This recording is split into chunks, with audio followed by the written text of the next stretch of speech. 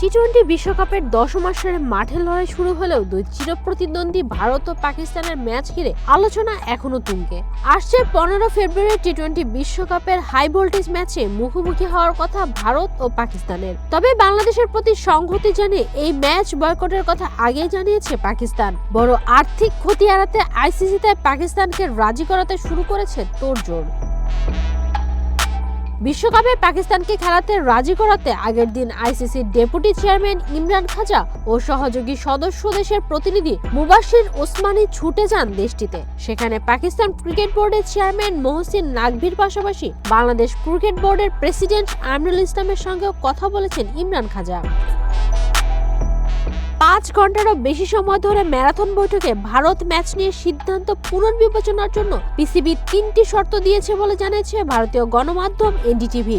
এসব শর্তের সবগুলোই বাংলাদেশের স্বার্থ সংশ্লিষ্ট।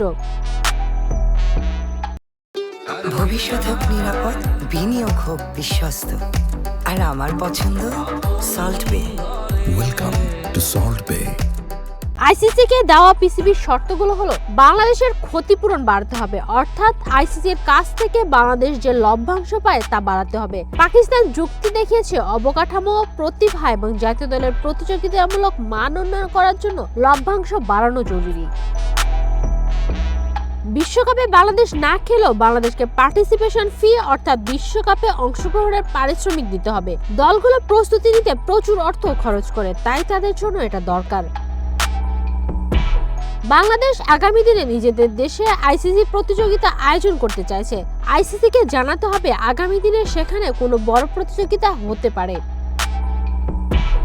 অন্যদিকে ক্রিকেট বিষয়ক ওয়েবসাইট ক্রিকবাজ বলছে ভিন্ন কথা। ওদের দাবি পাকিস্তান 3টি শর্ত রেখেছে ঠিকই, তবে সবগুলো নিজেদের স্বার্থে, বাংলাদেশের স্বার্থে তাতে কোনো লাভ নেই। ক্রিকবাজের প্রতিবেদন অনুযায়ী আইসিসির কাছে পাকিস্তানের দাবিগুলো আইসিসির কাছ থেকে লভ্যাংশ বাবদ পাকিস্তান ক্রিকেট বোর্ড যে অর্থ পায় তার পরিমাণ বাড়াতে হবে। 2008 সাল থেকে ভারত পাকিস্তান দ্বিপাক্ষিক সিরিজ বন্ধ রয়েছে, সেই দ্বিপাক্ষিক সিরিজ আবার চালু করতে হবে।